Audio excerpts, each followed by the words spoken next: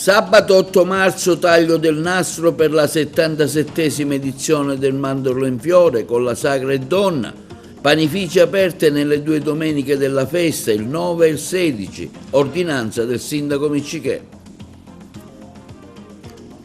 L'assessore regionale all'ambiente, l'agrigentino Roberto Di Mauro, interviene sulle sue possibili dimissioni, solo indiscrezioni. Il suo leader lombardo lo invita a continuare. L'onorevole Margherita La Rocca Ruvolo afferma: le mie dimissioni sono di natura personale, il mio impegno in Forza Italia continuerà in piena sintonia con il collega Riccardo Gallo. Il gruppo consiliare della DC al Comune critica l'amministrazione per la destinazione di 1.300.000 euro alla illuminazione artistica a Porta di Ponte. Oggi il secondo appuntamento dedicato alla festa della donna, ospite al Teatro Pirandello la giornalista e scrittrice Monica Maggioni. Arresto delle forze dell'ordine a Lampedusa, un egiziano ritenuto responsabile di immigrazione clandestina, blitz antimafia dei carabinieri a Catania, Martina Gentile condannata a 4 anni e 8 mesi per favoreggiamento verso Matteo Messina Denaro. Domani a Ioppolo Giancaxio Ecofocus sulla raccolta differenziata, un confronto con le amministrazioni comunali e i cittadini per migliorare i sistemi della raccolta differenziata. Goal collection della 26esima giornata del campionato di calcio Serie D, Girone I.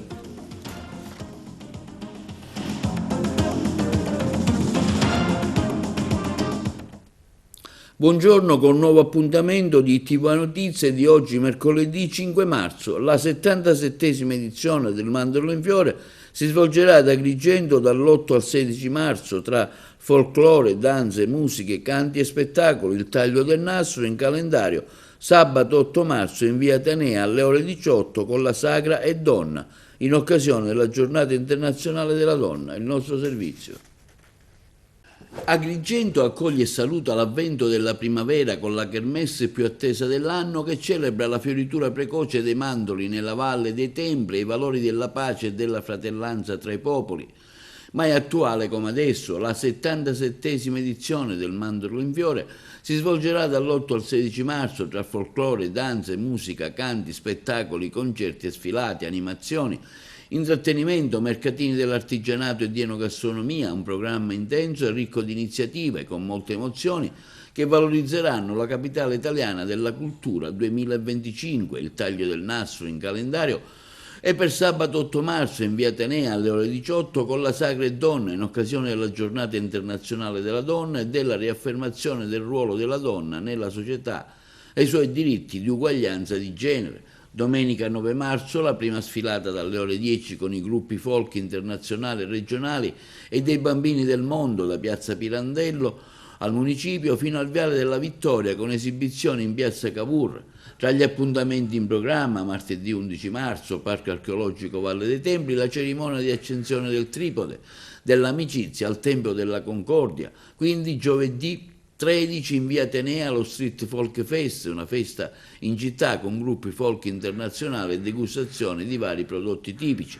Venerdì 14 alle 17 in piazza Pirandello il saluto del sindaco e la fiaccolata dell'amicizia con la sfilata dei gruppi folk internazionali e bambini fino al Viale della Vittoria. Sabato 15 alle 21 al Palacongressi l'esibizione durante il 66esimo Festival Internazionale del Folklore.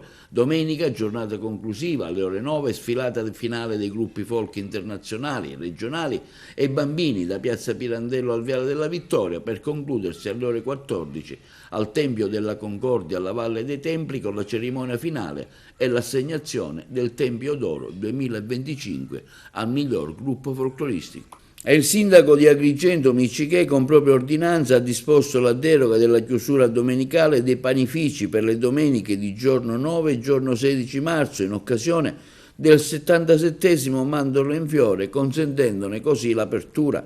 Il primo cittadino ha accolto la richiesta del presidente provinciale di Asso Panificatori che aveva chiesto in occasione del 70esimo Mandorlo in Fiore la deroga alla chiusura domenicale nelle due domeniche comprese precisamente in data 9 marzo e in data 16 marzo per svolgere un servizio ai cittadini e ai numerosissimi turisti, visitatori che affolleranno la nostra città. Passiamo ora alla politica. L'assessore Roberto Di Mauro interviene sulle sue possibili dimissioni, solo indiscrezioni. Intanto l'ex presidente della regione Raffaele Lombardo lo ha invitato a smentirle, chiedendogli di continuare nella sua funzione nonostante le enormi difficoltà legate alla carenza di funzionari. Ce ne parla meglio in questo servizio la collega Margherita Trupiano. Le indiscrezioni potrebbero avere solo anticipato quello che sarebbe stato un coup de théâtre. Parliamo delle dimissioni di Roberto Di Mauro, decano della politica agrigentina, che, nonostante le smentite, potrebbe dimettersi comunque nel mese di marzo, e per la sostituzione del quale ci sarebbero già 3 nomi: Antonio Scavone, primario di radiologia in pensione; Francesco Colianni, ex vice sindaco di Enna, che si è premurato di smentire tutto con una nota, e l'ex assessore e magistrato Massimo Russo. Una giornata convulsa, quella di ieri, che dopo la fuga di notizie circa le possibili dimissioni ha registrato una nota di smentita di Di Mauro, che ha spiegato di essere impegnato in una serie di riunioni e al lavoro nel suo ruolo assessoriale, non nascondendo le difficoltà che pone la gestione dell'assessorato per la complessità della materia e la carenza di personale con cui fare i conti, nonché una riflessione in corso. E poi c'è Schifani, che diplomaticamente ha asserito: non posso né confermare né smentire, ha lavorato bene, sono pronto comunque ad accogliere le sue decisioni. Una dichiarazione che lascia qualche perplessità sui rapporti che si dice tra i due non siano stati proprio idilliaci. Sull'intera vicenda è sceso in campo anche direttamente il leader dell'MPA, Raffaele Lombardo, che ha dichiarato su Di Mauro: l'ho invitato a smentire e gli ho chiesto di continuare nella sua funzione, nonostante le enormi difficoltà legate soprattutto alla carenza di funzionari. Inoltre nessuno dei deputati in carica, ha sottolineato, appartenenti all'MPA, ha dato la propria disponibilità ad entrare in giunta. Una situazione nebulosa sulla quale i fatti potranno dare risposte solo nei prossimi giorni. E ci arriva una nota dell'onorevole Margherita Larrocca Ruvolo, deputata di Forza Italia all'ARS. Leggo in questi giorni sui giornali notizie e ricostruzioni fantasiose sulle mie dimissioni da coordinatrice provinciale di Forza Italia ad Agrigento. Intendo precisare che le dimissioni per motivi personali e condivisi con i vertici regionali di Forza Italia le ho presentate lo scorso dicembre e il partito nell'Agrigentino fino ad oggi è stato guidato dal coordinatore regionale Marcello Caruso in qualità di commissario. Rassicuro, afferma l'onorevole Margherita Larrocca Ruvolo, a scanso di equivoci e al fine di evitare strumentalizzazioni, che il mio impegno politico in Forza Italia continuerà senza sosta in piena sintonia con l'amico e collega deputato Riccardo Gallo per far crescere sempre di più il partito nell'Agrigentino e in Sicilia. E il gruppo consiliare del Comune di Agrigento della Democrazia Cristiana interviene oggi in una nota affermando come: leggiamo basiti la nota dell'amministrazione che trionfalmente annuncia 1.300.000 euro per l'arredo urbano e l'illuminazione artistica a Porta di Ponte.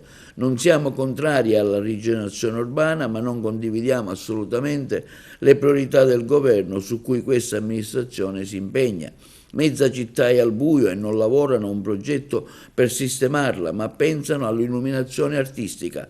Le vie della città sono piene di erbacce e buche, ma pensano alle villette di Porta di Ponte, la fermata degli autobus irregolari per non impegnare appena 130.000 euro, ma lavorano per acquistare panchine e cestini per Porta di Ponte. Il popolo non ha pane, date loro le brioche, ci meritiamo davvero questo quanto affermato dal gruppo della Democrazia Cristiana al Comune di Agrigento. Si è svolta stamani al Teatro Pirandello la seconda giornata dedicata all'8 marzo, organizzato dal Liceo Leonardo, dedicato a Monica Maggioni, presente per l'occasione. Tra le tante iniziative di Leonardo, oggi l'incontro con Monica Maggioni che presenta il suo libro Spettri, uno spaccato di episodi internazionali che ritornano. Sì, diciamo che oggi per noi è la seconda giornata del nostro 8 marzo, lo abbiamo dedicato a Monica Maggioni, a questo incontro con un'autrice di spessore nel giornalismo italiano e non solo, ma soprattutto è un modello femminile. L'abbiamo invitata proprio per questo, perché riteniamo che presentare modelli femminili alle ragazze sia il migliore strumento, uno tra i migliori strumenti per combattere stereotipi e pregiudizi di genere. Monica Maggioni oggi qui al Teatro Pirandello di Agrigento in occasione di una presentazione del libro fatta dall'Istituto Leonardo. Ecco, parliamo di questo evento, cosa racconterà ai ragazzi. Il libro è un libro storico importante che parte dallo scorso avvenimento del 7 ottobre, che quindi diciamo più altri casi che menzioni. Eh sì, è un libro abbastanza impegnativo che racconta come nella storia, quando ci lasciamo alle spalle le cose, non le vogliamo affrontare, prima o poi sono loro che tornano indietro e ci presentano il conto. È successo il 7 ottobre con la questione palestinese, succede in moltissime altre occasioni, parlo del terrorismo di cui ci dimentichiamo per lunghi periodi e poi dobbiamo rifarci i conti, insomma è un po' per dire che forse la storia vale la pena di capirla, di studiarla, di attraversarla per essere più in grado di affrontare il presente. Ecco, con più di mezz'ora ogni domenica R3 affronti temi diciamo, internazionali, non solo la guerra in Siria, ma ora c'è anche l'effetto Trump. Cosa dire? Beh, cosa dire? Dire che siamo di fronte a un mondo che sta cambiando rapidamente, molto più di quanto chiunque fosse disposto ad ammettere. È un momento in cui l'Europa deve capire che parte vuole giocare in commedia e tutti noi, perché molte sono le cose a rischio in questo momento e forse anche proprio il nostro modo di vedere le cose del mondo, il modo in cui abbiamo vissuto fin qui. Allora vale la pena di capire da qui in poi dove essere sulla scena globale e quale parte rappresentare. Quale messaggio acquisiranno i ragazzi leggendo questo libro? Ma io la cosa che vorrei che fosse chiara per i ragazzi è che viviamo in un mondo molto difficile da capire, ma nel momento in cui studiamo di più, capiamo, conosciamo i contesti, ci rendiamo conto che le cose diventano più chiare e che quindi è meno possibile diventare preda delle notizie false, delle fake news, di chi ci vuole raccontare una realtà parallela. Quindi questo più che mai è il momento in cui... Brodelli ci ha insegnato la lunga durata, ci ha detto che certi sistemi, certe strutture nella storia si ripetono. Lei oggi ci dice che c'è ancora peggio, ci sono spettri che noi dimentichiamo, seppelliamo e che poi però improvvisamente tornano e abbiamo a che fare con queste nuove realtà.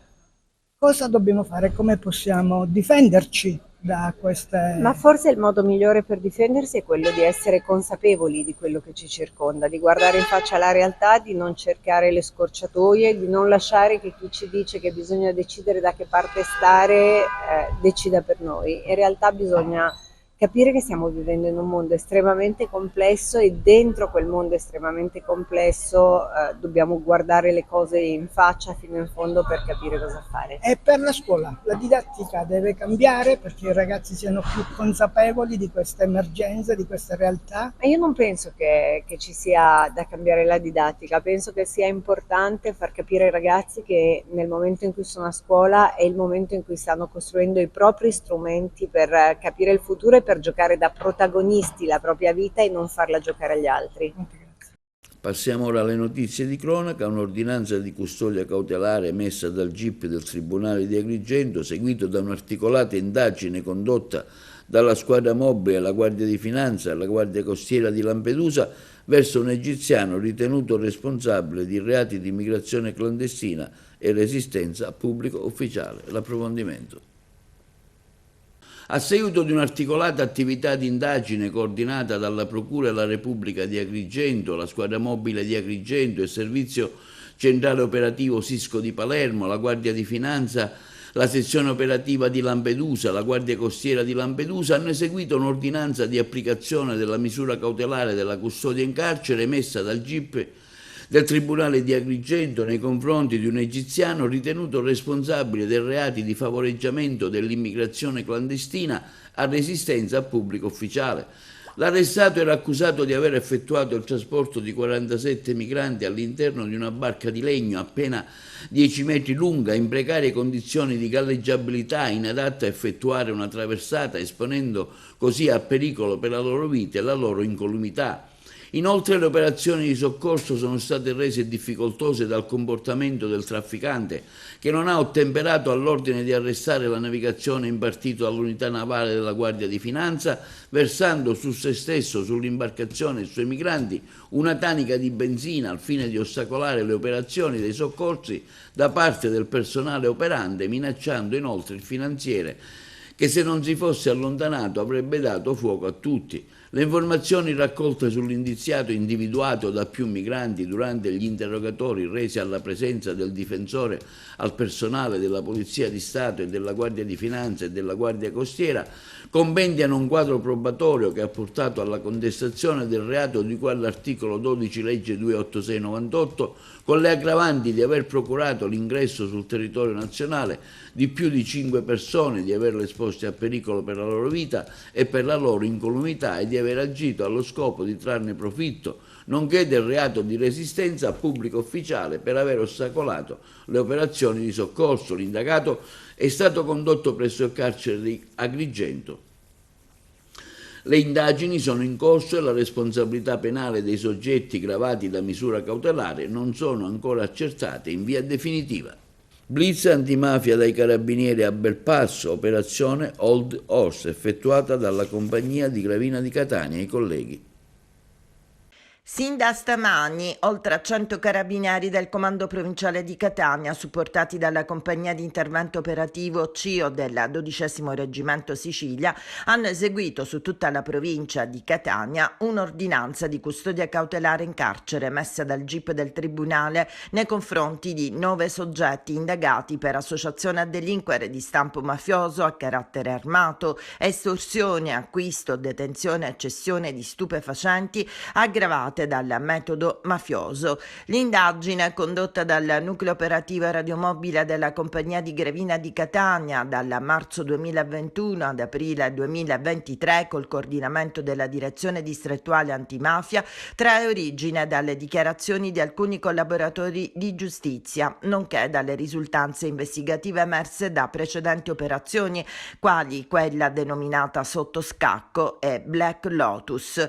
Gli accertamenti avrebbero permesso di evidenziare la continuità della famiglia mafiosa Santa Paola Ercolano nei comuni di San Pietro Clarenza e Belpasso, con interessi nelle estorsioni per il recupero crediti e nello spaccio di droga.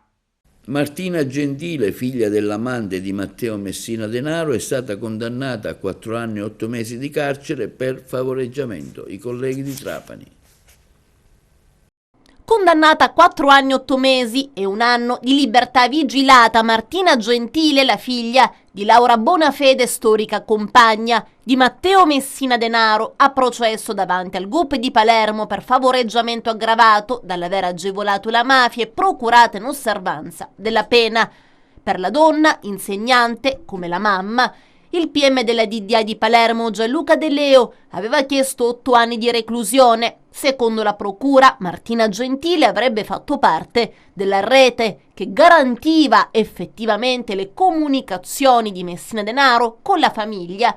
Il boss stesso l'aveva soprannominata in codice TAN. Nelle decine di pizzini trovati nei covi del boss, gli inquirenti hanno accertato che la ragazza è stata cresciuta come una figlia dal superboss oramai defunto.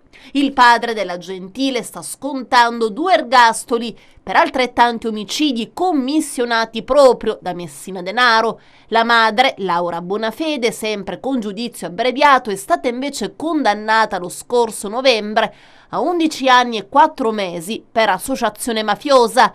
Laura, figlia di Leonardo Bonafede, sposata con Salvatore Gentile, nonché cugina di Andrea Bonafede, l'uomo che ha invece prestato l'identità al boss per consentirgli di curarsi nell'ultima fase della sua vita. Martina Gentile, nel corso di brevi dichiarazioni spontanee, ha cercato di spiegare al GUP che l'ha condannata il suo rapporto con il boss, sostenendo di aver saputo solo in un secondo momento la sua vera identità e di aver ignorato la relazione che legava la mamma con il capo mafia. Ho conosciuto il latitante con il nome di Francesco Averna prima di saperne la vera identità, ha infatti detto: a me piaceva, sentivo l'odore della schiuma da barba. E allora capitava che, siccome lui sapeva che a me piaceva questa cosa, aspettava me e la faceva con me quando io andavo a casa sua.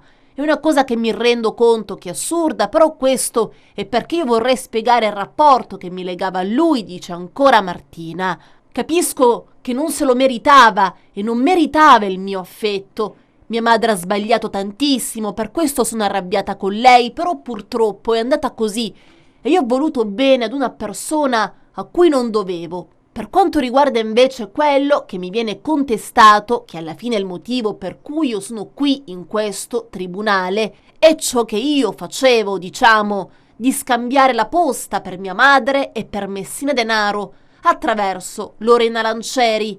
Io ho avuto rapporti con Messina Denaro, ma io davo le mie lettere a mia madre e mia madre le faceva avere a lui, ma non ho mai ricevuto lettere da parte di mia madre per darle a Messina Denaro, né nelle sue mani, né tramite la Lancieri, né tantomeno Messina Denaro mi ha mai dato qualcosa, lettere o pizzini. Io e la Lancieri lavoravamo nello stesso studio. Dopo mia madre mi ha detto che io potevo dare, se volevo, le mie lettere a Lorena, ma non le sue, anche perché io non ho mai letto le lettere di mia madre e dopo questo procedimento purtroppo capisco pure perché io non ho mai conosciuto questo aspetto della mia famiglia, di mia madre soprattutto. Sono stati tanti tasselli che mi hanno, non lo so, mi hanno destabilizzato.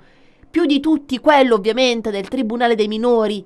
L'unica cosa buona che ho fatto è mia figlia, ha detto ancora Martina Gentile, e per il resto ho sbagliato a frequentare, a volere bene questa persona, però è stato così.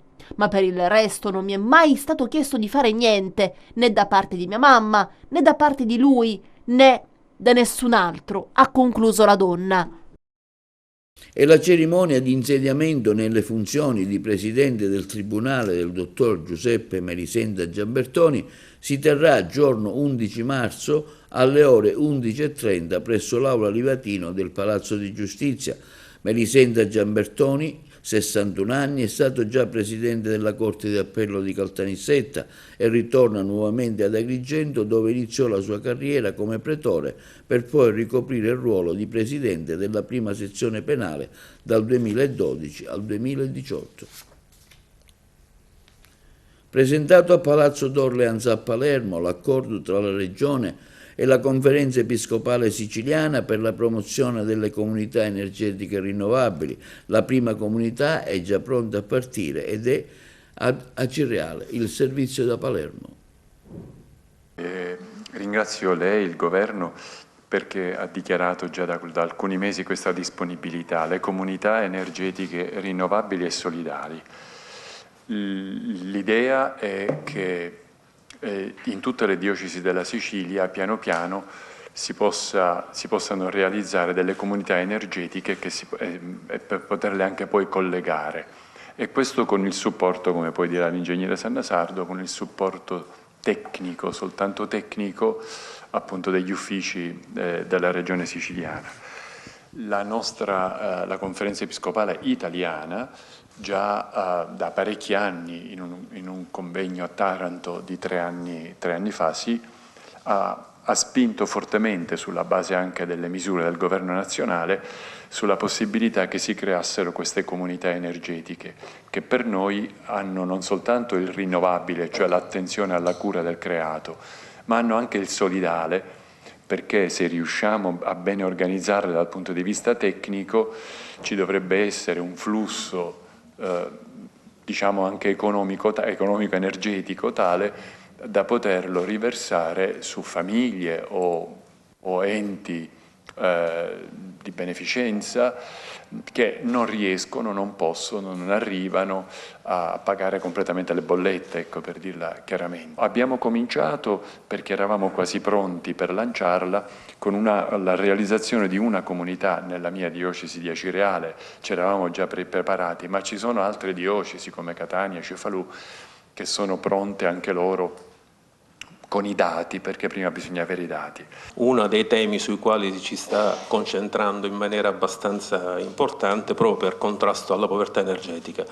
Quello che abbiamo fatto come amministrazione regionale è stata quella di analizzare insieme alla diocesi il territorio di Acireale come prima ipotesi, appunto come diciamo il signor Raspanti, che poi penseremo di estendere anche alle altre diocesi, per capire quali potessero essere, diciamo, tecnicamente ed economicamente la migliore struttura da porre in essere per cominciare a costituire un primo modello di comunità energetica rinnovabile e solidale. In rispetto alle tipologie abbiamo ragionato di non avere consumo di suolo, cioè operiamo esclusivamente sui tetti di queste comunità, andando ad allocare gli impianti in funzione della disponibilità di spazi che abbiamo. È anche una piccola iniziativa di una comunità energetica che sviluppa circa 245 kW di picco di fotovoltaico, ci consente di avere già un beneficio ambientale abbastanza importante e un beneficio economico per la comunità, anch'esso abbastanza rilevante, perché 40.000 euro all'anno da poter destinare ad altre iniziative ci sembra una buona cosa. Il presidente della sezione AIA Arbitri di Agrigento, Gero Drago, accompagnato dal collega Salvatore Focà, ha avuto un incontro istituzionale con il prefetto di Agrigento, Salvatore Caccamo, per programmare insieme una serie di iniziative che uniscono lo sport, legalità e valori civili. L'incontro ha avuto come focus principale la preparazione dell'8ª edizione del premio nazionale AIA FIGC Beato Giudice Rosario Livatino, che si terrà il 30 maggio 2025 alle 17:30 a Canicattì. E con il mercoledì delle ceneri, oggi 5 marzo, ha inizio la Quaresima. Il vescovo di Acireale e presidente della Cesi, Monsignor Antonio Raspanti, ha rivolto un messaggio alla comunità isolana, invitando i fedeli a vivere questo tempo con speranza, nonostante le sofferenze che affliggono il mondo e il Santo Padre. Sentiamo lo stesso. Inizia la Quaresima e ancora una volta, questa volta la viviamo nel dolore per la malattia del Santo Padre, che ci fa ricordare tutti gli stati di agonia, di malattia, di lotta, oltre naturalmente ad altri tipi di sofferenze, quelle causate dalla cattiva volontà umana. Penso alle guerre, penso alla schiavitù, penso ai migranti maltrattati e alle ingiustizie, sui bambini o sugli anziani. Dunque è come sentire ancora una volta il dolore del mondo, è come sentire la difficoltà che abbiamo di vivere la fraternità. Per questo la Quaresima diventa un grande esercizio, anzitutto di fiducia in Gesù che vince. È per questo che noi vogliamo anche esercitare il nostro corpo con delle pratiche penitenziali, la nostra tasca con la condivisione dei nostri beni, perché si accresca la fraternità, perché vinca in noi l'amore che ha vinto in Gesù crocifisso, l'amore che ha battuto ogni cosa, proprio la morte.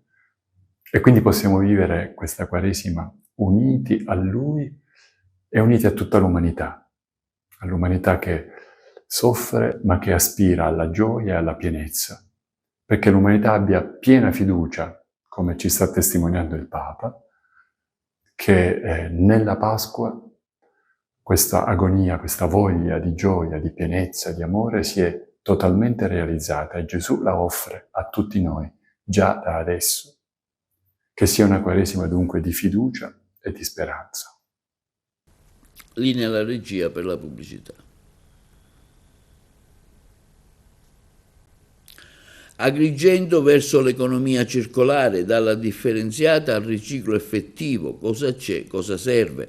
Su questo tema si svolgerà domani 6 marzo alle 15:30 presso il centro sociale di Oppolo Giancaxio un ecofocus per aprire un confronto con amministratori, imprenditori e cittadini su ciò che bisogna fare per migliorare le prestazioni qualitative dei sistemi di raccolta in atto nei 43 comuni dell'Agrigentino e sull'urgenza di implementare l'impiantistica in prossimità per chiudere il ciclo integrato dei rifiuti.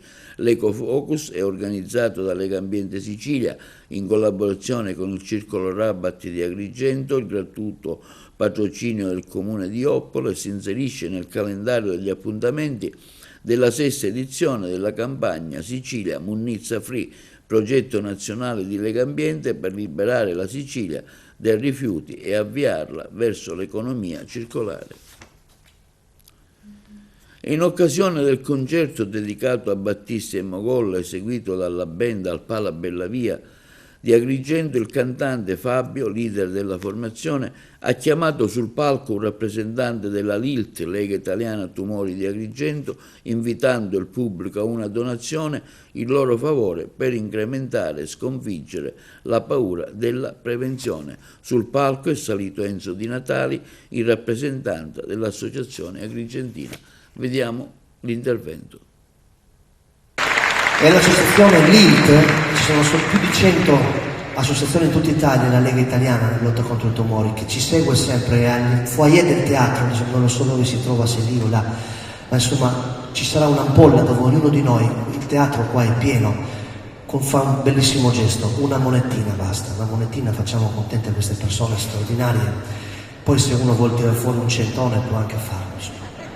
Ma una monetina è un bel gesto. A tal proposito ho qui presidente della LILT Agrigento, il dottor Enzo Di Natali, che vorrei chiamare un attimo sul palco con me. Fate un grande applauso perché non è che stare sul palco ogni giorno.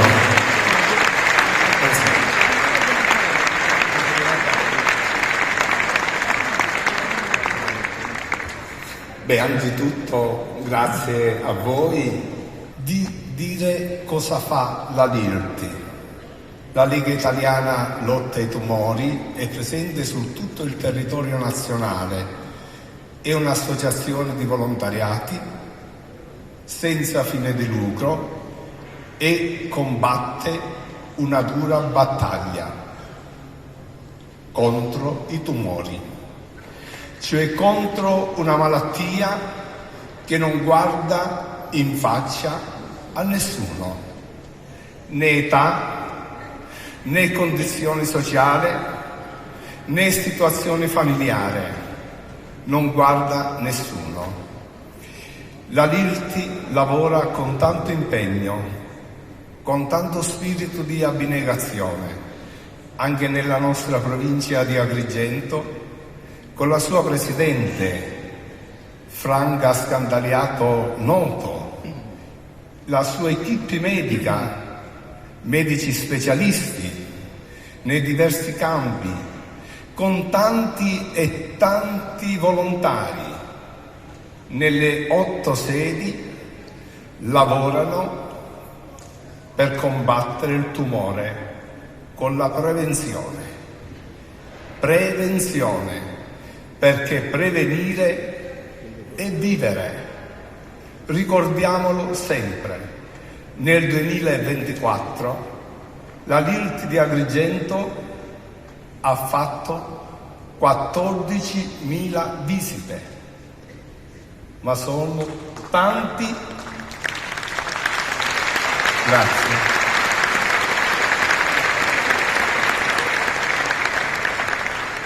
Ma devono essere ancora tante, perché dobbiamo vincere una barriera. Questa barriera culturale, che c'è una paura verso la prevenzione. No, prevenire e salvare vita umana. E questa sera noi ci siamo emozionati ascoltando la musica, il pensiero di Lucio Battisti. L'abbiamo visto qui vivo. Ebbene,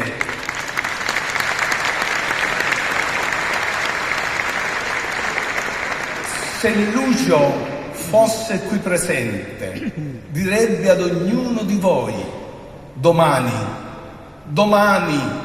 non la prossima settimana, domani fate la prevenzione. È Lucio che ve lo dice, perché noi sappiamo per qual motivo oggi Lucio vi direbbe questo.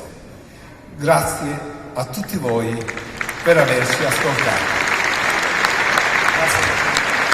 E all'interno del congresso nazionale svoltosi recentemente da parte dei maestri di lavoro ad Agrigento era presente anche Pasquale Giambrone, rappresentante della fattoria didattica di Cammarata, che spiegava la preparazione dei cosiddetti ainuzzi di ciuccia in memoria della mamma, delle figure di animali modellate per l'occasione con il formaggio. Lo abbiamo ascoltato. All'interno del congresso nazionale svoltosi recentemente ad Agrigento da parte dei maestri del lavoro era presente anche Pasquale Giambrone, rappresentante della fattoria didattica sita a Cammarata, che spiegava la preparazione dei cosiddetti ainuzzi di ciuccia in memoria della mamma, che sono delle figure di animali modellate per l'occasione con il formaggio, una tradizione che va perdendosi. E poi ovviamente con tutti gli accessori completo diventa così. I famosi ainuzzi di ciuzza, ecco, in onore di mia mamma, che è quella che ci ha trasmesso questa cultura. Allora, da cosa nasce questa passione? Questa passione nasce proprio da una cultura di Cammarata, quindi questi sono i famosi ainuzzi, ovvero caci figurati, e in particolare la nostra azienda, quindi la fattoria Giambrone, porta avanti questa cultura che ci ha lasciato, diciamo, la mamma. Ecco perché prima le ho definite, li chiamo ainuzzi di ciuzza, proprio ciuzza in onore di mia mamma Vincenza. E quindi ecco, ormai è una cultura scomparsa e siamo rimasti veramente in pochissime persone a portare avanti questa cultura ormai scomparsa di Cammarata. Ma fa solo questo simbolo? Qualsiasi forma di animale, però chiaramente magari questa è la più gettonata, la più preferita, perché poi posso mettere degli accessori, ecco, come la sella, come le redini, però possiamo fare anche il maialino. C'è molta richiesta di queste cose? Assolutamente sì, essendo noi una fattoria didattica ne facciamo tantissime, perché poi magari i bambini sono incuriositi e interessati ad averli. E per lo sport vediamo la Goal Collection relativa alla 26ª giornata del campionato di Serie D Girone I, realizzata da Wii Sport. Turno favorevole per chi guida il campionato di Serie D, ma anche per le immediate inseguitrici. Le prime 4 della classe vincono tutte, a partire dal Siracusa, che ha il suo immediato riscatto dopo il KO di Acireale tra le mura amiche contro la San Cataldese. Siracusa che vola sulle ali con l'estro e la fantasia di Alma, di Grazia e Russotto. La rete alla mezz'ora di gioco di Gueye vale soltanto il momentaneo 2-1 verde amaranto. La Regina rimane a 3 punti dalla vetta della classifica grazie alla vittoria in casa del Paternò. A decidere la sfida il colpo di testa sugli sviluppi di una palla inattiva da parte di Adeio. Vince anche la Scafatese nel derby napoletano contro il Pompei. Canarini a segno una volta per tempo. Molinaro e Neglia gli autori del 2-0 che permette alla Scafatese di rimanere agganciata al Siracusa distante 6 lunghezze. Domenica positiva anche per il Sambiase, che piega per 2-1 le resistenze di Borracusa. A segno tra le file giallorosse Ferraro e Carella, i Blei che avevano ripristinato la parità con il solito Ametai. Nel derby siciliano tra Nice e Nuova Egia Virtus, che vale il 6° posto in classifica, successo roboante dell'11 di Giovanni Campanella. Mattatore assoluto è il Tato Diaz, autore della tripletta decisiva, attuale capocannoniere del campionato, a cuore 16 centri. Da un derby all'altro sono punti pesantissimi quelli che conquista il Licano sull'Enna. Nell'1-0 dei padroni di casa la firma, manco a dirlo, è del solito Calogero Minacori, 7° gol stagionale per la punta giallo-blu. Altro colpo salvezza, quello del Città di Sant'Agata Corsaro alla razza di Vibo Valencia. La rete dell'ex Fabialagna illude la Vimonese, tramortita nella ripresa dalle reti di Pussetto, Catalano e Dorato. La nostra goal collection termina con il pareggio a reti bianche tra Akragas e Acireale, si infiamma sempre più la corsa salvezza, il campionato è più che mai combattuto e quantomeno un discorso a tre tra Siracusa, Reggina e Scafatese. E questo è tutto per TV Notizie di oggi. Vi ricordiamo che i nostri programmi si possono vedere in tutta Italia sul canale 268 per chi ha la Smart TV, in streaming sul sito www.televideoagrigento.tv e il telegiornale sul canale 93 di Video Sicilia alle 15 alle 20 con replica la mattina alle 9. Inoltre i nostri servizi si possono visionare sul canale YouTube di Televideo Agrigento. E questo è tutto e vi auguriamo una buona serata.